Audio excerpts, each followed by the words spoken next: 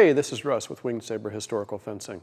The following is a video about actions in the synoptic table, and there are a few things you need to remember when you're looking at these.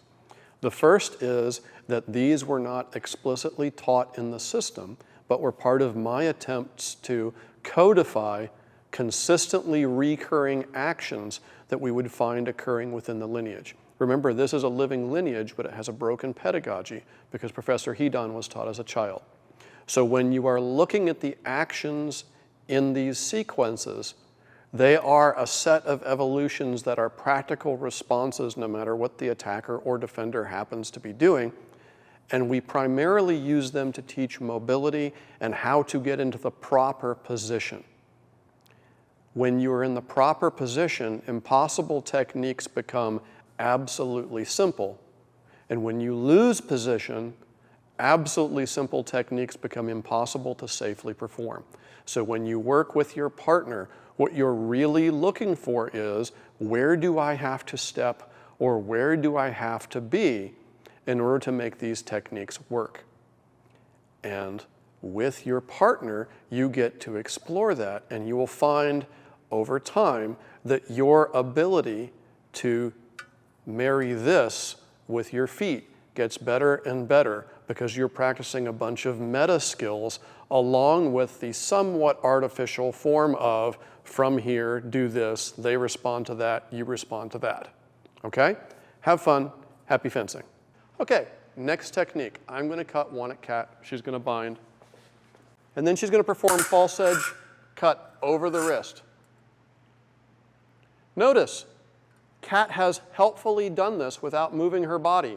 The angle is rude, and she's likely to hit the blade.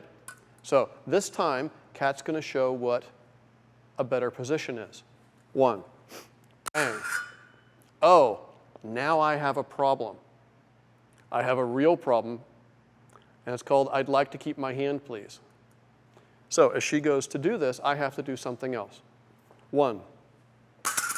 Whoa, I don't like that. So I take my parry one response and I just get rid of it. Now, is this technically a great bind? No, but I don't want to go this high. This is just where we wound up. That's fine. I'm going to run away and cut four. What can she do? Well, she could block four. And notice that she moves her body to do so.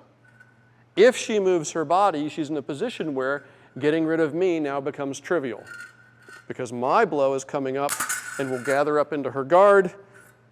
She thrusts in guard, it's all over. Let's see what this looks like. One, false edge cut over, get rid of it, cut four, changing position, changing position, changing position. Let's see what this is like when we don't move our feet. One,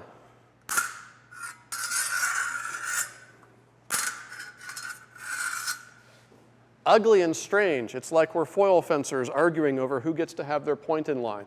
This is what you don't want. Let's see it one more time. With feet or no? With feet. One. Good. Eventually, you will be able to take this from, I do it step by step, exploring the position, to it just flows. When you get to the point where you can do these synoptic table actions in a flowing way, you are then ready for bouting. Until you can do it in a floating way, you can play with bouting, but you're not really ready yet. Play with it. Sabers are fun. But understand where your skill comes from. It's from finding the position that makes simple techniques effective so you don't need complex ones. That's how this lineage is built. Thanks. Go do the thing. We've got more videos and content coming, so if you liked what you saw and it was useful for you, please stab the like button, /subscribe, and punch the little bell icon so that you're notified immediately when new content comes available. Thanks, and go do the thing.